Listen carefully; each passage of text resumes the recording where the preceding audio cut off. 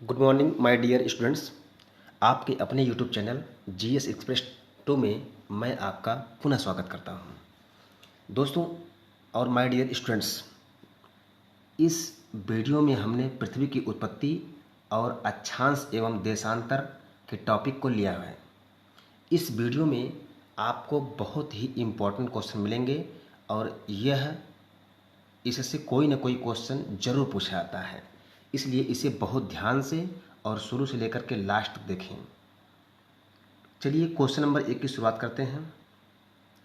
Question number 1 हमने लिया है, पृथ्वी की उत्पत्ति के संबंध में सर्वप्रथम तर्कपूर्ण परिकल्पना का प्रतिपादन किस देश के वैज्ञानिक द्वारा किया गया था।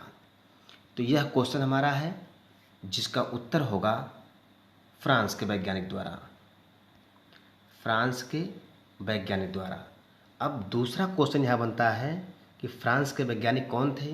तो आइए हम आपको थोड़ा सा विस्तार कर देते हैं।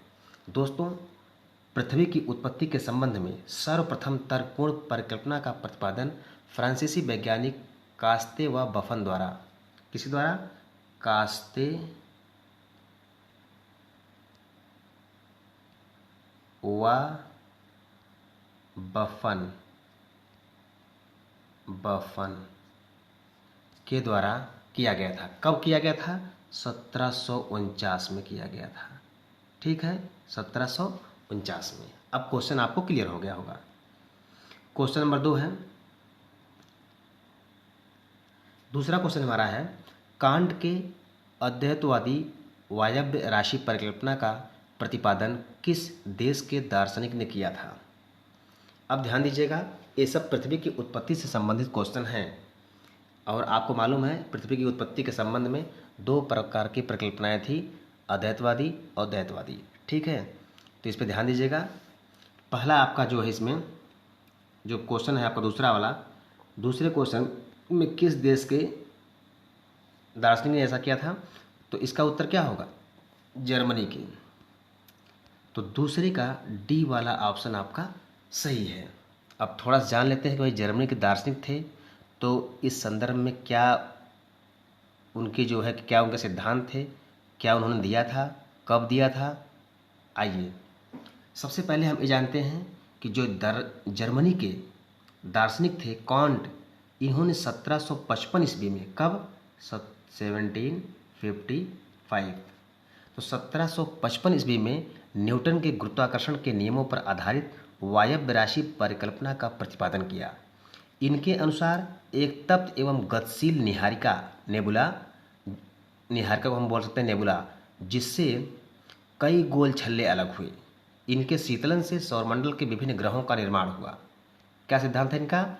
ये कहते हैं कि एक तप्त एवं गतिशील निहारिका थी, किसी से कई गोल छल्ले अलग हुए और इनके शीतलन से सौरमंडल के विभिन्न ग्रहों का निर्माण हुआ।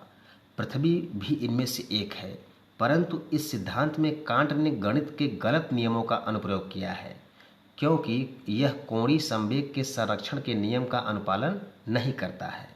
तो इसलिए जो है कि इन्होंने इसका सिद्धांत तो दिया, लेकिन बहुत ज़्यादा ये जो है मान्य नहीं हुआ। अब ध्यान दीजिएगा, तो इस संदर्भ में एक क्वेश्चन इस टाइप से पूछा गया है, कई बार सिविल में पूछा गया है, तो इसलिए इस पर ध्यान दीजिएगा। क्वेश्चन नंबर जो है 3 है, लप्लास की निहारिका परिकल्पना का सिद्धांत किस देश के वैज्ञानिक ने दिया था। अब आते हैं लप्लास की परिकल्पना सिद्धांत पर। तो यह फ्रांस के वैज्ञानिक ने दिया था। किसने दिया था? फ्रांस के वैज्ञानिक ने दिया था। कब दिया था? 1796। ठीक है, इन्होंने क्या बताया था? इन्होंने कांट के सिद्धांत को संशोधित कर दिया और बताया कि विशाल तत्व निहारिका से पहले एक ही छल्ला बाहर निकला जो कई छल्लों में विभाजित हो गया और इन्हीं के शीतलन से विभिन्न ग्रहों का निर्माण हो गया। ये लप्लास का सिद्धांत है और लप्लास ने जो है इसके संदर्भ में ये बातें कही हैं। कब कही थी? 1796 में। क्वेश्चन नंबर 4 है, ये आईएएस में पूछा गया क्वेश्चन है, ध्यान दीजिएगा इस पर। किस देश के वैज्ञानिकों ने अपने अंतरतारक धूल परिकल्पना में ग्रहों की उत्पत्ति धूल कणों व गैसों से मानी है। इसमें मसनी लिख गया है, मानी है। तो भाई वो कौन से वैज्ञानिक थे, किस देश के, देश पूछा गया है तो रूस के वैज्ञानिक थे। ध्यान दीजिएगा, जो आईएएस में क्वेश्चन पूछा गया था वह ये पूछा था कि यह परिकल्पना है किसकी। तो आप जानते रहिए यह ऑटो स्मिड की परिकल्पना है। उसमें आईएएस में जो क्वेश्चन पूछा गया था, पूछा था किसकी परिकल्पना है, तो वह ऑटो स्मिड की परिकल्पना है और यह रूसी वैज्ञानिक थे। थोड़ा सा इनके बारे में आपको बता देते हैं,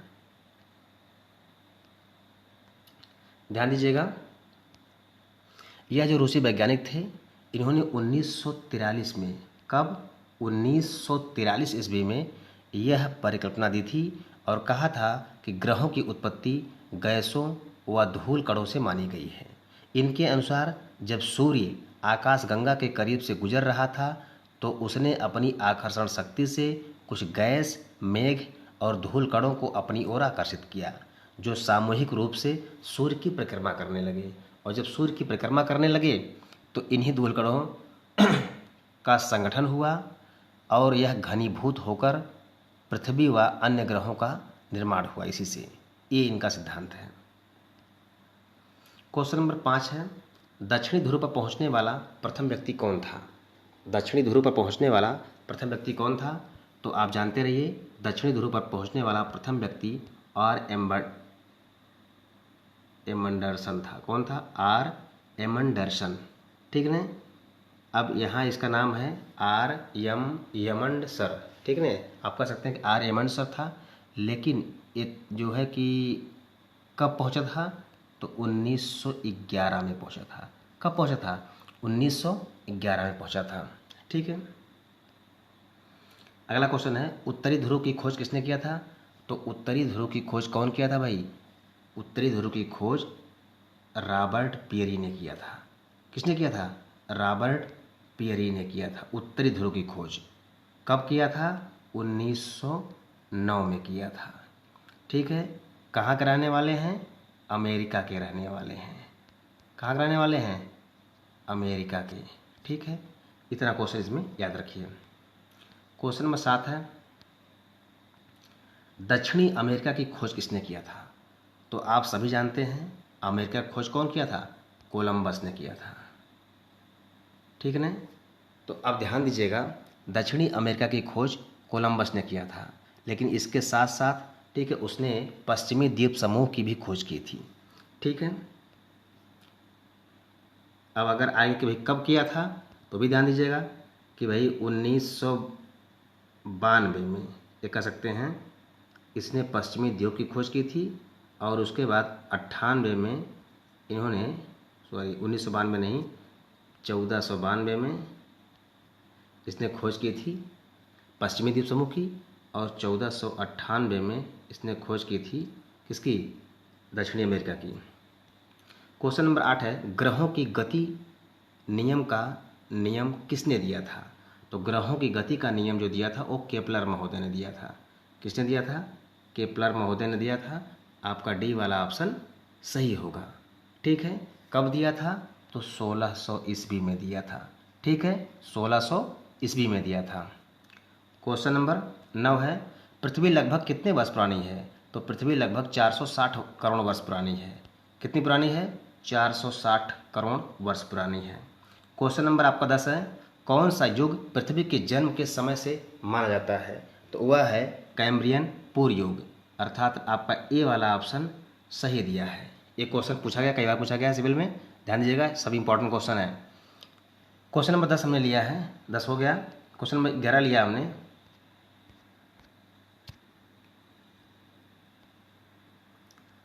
पृथ्वी अपनी धुरी पर चक्कर लगाती है। तो पृथ्वी अपनी धुरी पर चक्कर कैसे लगाती है, पश्चिम से पूर्व। कैसे लगाती है, पश्चिम से पूर्व लगाती है। ध्यान दीजिएगा, पश्चिम से पूर्व है, पूर्व से पश्चिम मत करिएगा। तो बी वाला ऑप्शन आपका सही है। क्वेश्चन नंबर 12 है, पृथ्वी अपनी धुरी पर एक चक्कर कितने समय में लगाती है।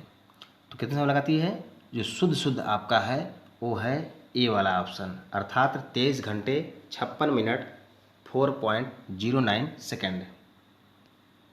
क्वेश्चन नंबर 13 की तरफ बढ़ते हैं, पृथ्वी का व्यास कितना है। तो पृथ्वी का व्यास जब पूछे, ध्यान दीजिएगा, पृथ्वी का व्यास 12,756 किलोमीटर है। कितना है? 12,756 किलोमीटर। बी वाला ऑप्शन आपका सही है। क्वेश्चन नंबर 14 आपका है, शून्य अंश अक्षांश एवं शून्य अंश देशांतर अवस्थित है। अब ये कहाँ अवस्थित है भाई, ये आपको बताना है। ठीक है, तो ये अटलांटिक महासागर में है। कहाँ है? अटलांटिक महासागर में है। तो बी वाला ऑप्शन आपका सही है 14 में। इसमें एक चीज़ जानना आपके ज़रूरी है कि जो शून्य अंश अक्षांश, इसी को ही हम विषुवत रेखा या भूमध्य रेखा के नाम से जानते हैं। और यह रेखा जो होती है, यह पृथ्वी को दो गोलार्धों में विभाजित करती है। पहला आपका होगा उत्तरी गोलार्ध और दूसरा होगा दक्षिणी गोलार्ध। अब दूसरे पे आते हैं, जिसे हम लोग कहते हैं शून्य अंश देशांतर। ये क्या है? शून्य अंश देशांतर रेखा जो है, इसे हम प्रधान मध्याह्न रेखा के नाम से भी जानते हैं। और यह रेखा जो है यह पृथ्वी को पश्चिमी गोलार्ध और पूर्वी गोलार्ध में विभाजित करती है। ठीक है, और इन दोनों रेखाओं का जो मिलन है वह अफ्रीका के पश्चिमी घाट पर गिनी की खाड़ी में होता है। और यह खाड़ी अटलांटिक महासागर में स्थित है। कहाँ स्थित है? अटलांटिक महासागर में स्थित है। और एक चीज़ आप और जानिएगा कि अटलांटिक महासागर को ही अंध महासागर के नाम से जाना जाता है।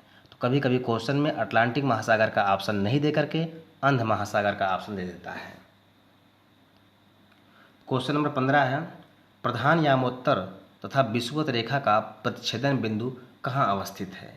इसी में देखिए ऑप्शन दिया हुआ है और यूपीपीएससी में क्वेश्चन पूछा गया है कि इन दोनों का जो प्रतिच्छेदन बिंदु है या मिलन बिंदु है वो कहाँ स्थित है। तो हमने आपसे बताया था अटलांटिक महासागर में, लेकिन अटलांटिक के स्थान पे यहाँ पर ऑप्शन दिया हुआ अंध महासागर। तो यहाँ पर क्या सही होगा? अंध महासागर। इसी को हम क्या बोलते हैं? अटलांटिक महासागर। क्या बोलते हैं? अटलांटिक। ठीक है। क्वेश्चन नंबर आपका 16 है, काहिरा का समय ग्रीनविच से 2 घंटे आगे है। अब कह रहा है कि इसमें कौन सा देशांतर सही है। हमने क्वेश्चन को लगता है अधूरा लिखा है। काहिरा का समय ग्रीनविच से 2 घंटे आगे है, इसमें कौन सी स्थिति सही होगी उसके लिए। तो दिया है 15 डिग्री पश्चिमी देशांतर, 30 डिग्री पूर्वी देशांतर, 28 डिग्री पश्चिमी देशांतर और 28 डिग्री पूर्वी देशांतर। तो इसमें ऑप्शन सही होगा 30 डिग्री पूर्वी देशांतर। आइए आपको समझा देते हैं। सबसे पहली चीज़ आप जानते हैं कि काहिरा जो है ये मिस्र में पड़ता है। कहाँ पड़ता है? मिस्र में पड़ता है। अब ये बता रहा है कि काहिरा का समय जो है वह 2 घंटे आगे है। तो अब ध्यान दीजिएगा कि चूँकि काहिरा का जो समय है वो ग्रीनविच मतलब 0 डिग्री देशांतर से 2 घंटा आगे है। ठीक है, ग्रीनविच मतलब 0 डिग्री देशांतर से 2 घंटा आगे है। अतः इसकी जो स्थिति बनेगी वो क्या बनेगी? वो बनेगी 30 डिग्री पूर्वी देशांतर। अब आप कहेंगे कि कैसे? तो ध्यान दीजिएगा, आप जानते हैं कि पृथ्वी गोलाकार होती है, अंडाकार भी कह सकते हैं, अंडाकार। ठीक है, तो इसलिए 24 घंटे में पृथ्वी 360 डिग्री घूम जाती है। कितनी घूमती है? 24 घंटे में 360 डिग्री पृथ्वी घूमती है। ठीक है, और 1 डिग्री देशांतर की दूरी तय करने में कितना समय लगता है? 4 मिनट का समय लगता है। ठीक है, अब आप जानते हैं अगर हम 30 डिग्री देशांतर की दूरी तय करने का समय निकालेंगे तो कितना आ जाएगा? 30 गुणे 4 बराबर 120 मिनट, और 120 मिनट का मतलब होता है 2 घंटा। ठीक है ना, और 2 ही घंटे की बात है, इसलिए हमें देशांतर को चूज करना है। तो हमारा ए बी वाला ऑप्शन सही हो जाएगा। अगर समझ में नहीं आया हो तो फिर भी आप हमें कमेंट में कमेंट कर सकते हैं, हम दोबारा आपको समझा देंगे। क्वेश्चन नंबर 17 है, कौन सा देशांतर प्रधान यामोत्तर के साथ मिलकर ग्लोब पर बृहद वृत्त का निर्माण करता है। तो इसमें 17 नंबर में कौन सा ऑप्शन सही होगा? 180 डिग्री। ठीक है। क्वेश्चन नंबर आपका है 18, प्रधान यामोत्तर रेखा नहीं गुजरती है। तो प्रधान यामोत्तर रेखा नहीं गुजरती है तो नाइजर से नहीं गुजरती। 4 ऑप्शन आपको दिया हुआ है, नाइजर से नहीं गुजरती है। जानकारी के लिए आपको बताएं कि जो प्रधान यामोत्तर रेखा होती है यह 9 देशों से गुजरती है। कौन कौन देश से? United Kingdom, Spain, Burkina Faso, France, Algeria, Mali, Tonga, Ghana और अंटार्कटिका। ठीक है, अंटार्कटिका मतलब दक्षिणी ध्रुव। ठीक है, तो इससे 9 से गुजरती है, इसलिए इसमें आपका नाइजर ऑप्शन गलत दिया है। क्वेश्चन नंबर 19 है, अंतर्राष्ट्रीय दिनांक रेखा खींची जाती है। तो अंतर्राष्ट्रीय दिनांक रेखा कहाँ से खींची जाती है? प्रशांत महासागर से होकर के। ठीक है, ये भी क्वेश्चन पूछा हुआ है, ध्यान दीजिएगा, प्रशांत महासागर से होकर के। क्वेश्चन नंबर 20 है, निम्न में से कौन सा एक जल डमरू मध्य अंतर्राष्ट्रीय तिथि रेखा के सर्वाधिक निकट है? ये जल डमरू मध्य पूछ रहा है, कौन सा सर्वाधिक जो है निकट है। तो 4 ऑप्शन दिया हुआ है, जिसमें से बी वाला ऑप्शन आपका सही होगा, बेरिंग जल डमरू मध्य।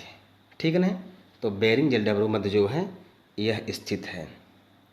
ठीक है, कहीं से कोई समस्या होगी तो आप जरूर पूछिएगा। क्वेश्चन नंबर 21 है, पृथ्वी की विषुवत रेखा की कुल लंबाई लगभग कितनी है?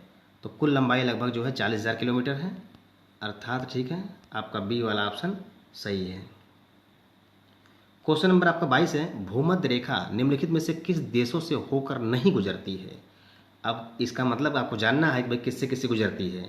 ठीक है, यहाँ तो मान लीजिए आपने इसको याद कर लेंगे कि भाई चलो कोई बात नहीं है, पूछा किस देश से होकर के नहीं गुजरती है, तो हम इसमें देख कर कह देंगे कि मैक्सिको से नहीं गुजरती है। तो आप इसे याद करके इतना अगर याद करेंगे तो आप काम नहीं बनेगा, आपको सब याद करना है, टोटल 13 को। चलिए मैं आपको बताता हूँ कौन कौन से हैं। पहला आपका है कोलंबिया, दूसरा आपका है किरिबाती, तीसरा आपका है मालदीव, चौथा है केन्या और पांचवा है कांगो गणराज्य, छठवां है गैबन, फिर उसके बाद आपका है Brazil, Ecuador, Indonesia, Somalia, Uganda और साओ टोम और प्रिंसिप। यह जो है कि 13 जो है आपके हैं जो भूमध्य रेखा जिन देशों से गुजरती है, तो उस पर ध्यान दीजिएगा आप। क्वेश्चन नंबर आपका 23 है, किस अक्षांश पर वार्षिक तापांतर निम्नतम होता है? भूमध्य रेखा पे न्यूनतम होता है। ठीक है, किस पे होता है? भूमध्य रेखा पे न्यूनतम होता है। क्वेश्चन नंबर 24 है, कर्क रेखा नहीं गुजरती है। एक हमने नहीं वाला क्वेश्चन बहुत रखा है, इसमें ध्यान दीजिएगा, ये आपको याद करने के लिए सिर्फ, कर्क रेखा नहीं गुजरती है तो भैया ईरान से नहीं गुजरती है। कहाँ से नहीं गुजरती है? ईरान से नहीं गुजरती है। लेकिन गुजरती कहाँ से है? 17 देशों से गुजरती है कर्क रेखा। कौन कौन से द्वीप हैं? पहला तो आपका है संयुक्त राज्य अमेरिका हवाई द्वीप, ठीक है, दूसरा आपका है बहमास, तीसरा आपका है मारितानिया, चौथा आपका है अल्जीरिया, पाँचवा है लीबिया, छठवां है मिस्र, सातवां है भारत, आठवां म्यांमार और आपका 9वां है ओमान, 10वां है मैक्सिको, 11 है माली, 12 नंबर पर नाइजर, 13 नंबर पर चाड, 14 पे सऊदी अरब, 15 पे संयुक्त अरब अमीरात जिसे हम AUE कहते हैं, और 16 नंबर पे बांग्लादेश और 17 पे चाइना है। ठीक है, तो इतने देशों से 17 देशों से गुजरती है कर्क रेखा, इस पर आप विशेष ध्यान देंगे। अगला क्वेश्चन में यह है मकर रेखा नहीं गुजरती है। तो भैया मकर रेखा नहीं गुजरती है तो ऑप्शन दिया है भारत, मेडागास्कर, चिली और नामीबिया। तो मकर रेखा है ये, ठीक है, भारत से नहीं गुजरती है। ध्यान दीजिएगा किस किस देश से गुजरती है ये आपको जानना जरूरी है। तो ये 12 देशों से गुजरती है। ठीक है, पहला आपका है ब्राज़ील, दूसरा है पराग्वे, तीसरा अर्जेंटीना, चौथा चिली, पाँचवां फ्रांस, छठवां बोत्सवाना, सातवां ऑस्ट्रेलिया, आठवां मेडागास्कर और 9वां मोजाम्बिक और 10वां दक्षिण अफ्रीका और 11 टोंगा और 12 है नामीबिया। ठीक है, तो इतने देशों से गुजरती है। तो आप सारे को याद कर लीजिएगा, जिससे कभी भी कोई भी ऑप्शन दे तो आप तुरंत मार दीजिए। 26 नंबर दिया है, वर्ष भर दिन और रात कहाँ बराबर होते हैं? तो भैया वर्ष भर दिन और रात भूमध्य रेखा पे बराबर होते हैं, क्योंकि आप जानते हैं कि भूमध्य रेखा या विषुवत रेखा 5 मुख्य अक्षांश वृत्तों में से एक है, जो बृहद वृत्त भी है। इसके आसपास के क्षेत्र में 12 घंटे का दिन और 12 घंटे की रात होती है। लेकिन भूमध्य रेखा से अगर उत्तर या दक्षिण में जाएंगे तो मौसम के अनुसार दिन घटते बढ़ते रहते हैं। ठीक है, इस वीडियो में सिर्फ यहीं तक। दोस्तों ये वीडियो आपको कैसा लगा मेरे प्यारे स्टूडेंट्स? ठीक, आप कमेंट जरूर कर दिया करिए कि वीडियो कैसा लगा आपको। इसी से हमारा उत्साह और मनोबल बढ़ता है, क्योंकि मैं सारे जो है कि क्वेश्चन को देख करके और पढ़ करके और उसके बाद क्या आपके लिए इम्पोर्टेंट है इसके लिए मैं टाइप करता हूं और टाइप करके उसके बाद आप तक वीडियो पहुंचाता हूं। तो थोड़ा सा आप मेरी मेहनत को देखते हुए आप कमेंट और लाइक जरूर कर दिया करिए और दोस्तों को शेयर कर दीजिए। जय हिंद, जय भारत।